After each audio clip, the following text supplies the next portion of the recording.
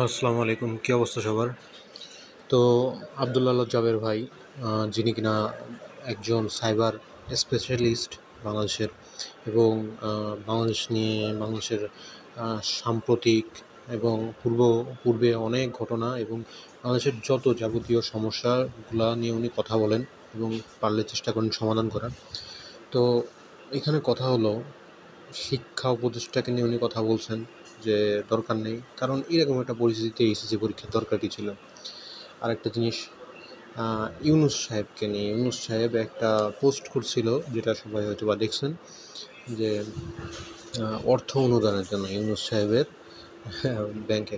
ভাই, এটা দিয়ে কি গ্রামীণ ব্যাংক চলবে? অর্থ অনুদান নিয়ে কি উনি গ্রামীণ ব্যাংক চালাবে? আবার বন্যার সময় তো অর্থ অনুদান নিয়েছে, অর্থ অনুদান নিয়ে গ্রামীণ ব্যাংকে মনে করেন ভরপুর বাজেট দিচ্ছে, আর ঋণ দিয়ে দিয়ে মনে করেন রক্ত চুষে খাইতেছে। এখন কি আবার গ্রামীণ ব্যাংকেরই চালাবে?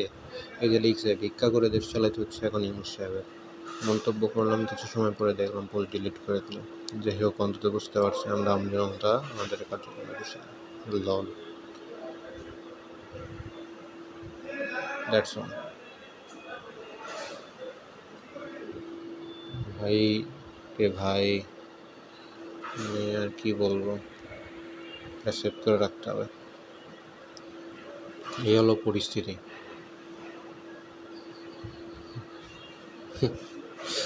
যাই হোক, এটা দেখলেই তো বোঝা যায় অবস্থা কি। বলদ দিয়ে রাষ্ট্র চালানো যাবে না ভাই, শেখ হাসিনাই ভালো ছিল। শেখ হাসিনা যে ভালো ছিল সেটা এখন বুঝতে পারতেছে, অন্তত এই জাতির জন্য শেখ হাসিনা বেস্ট।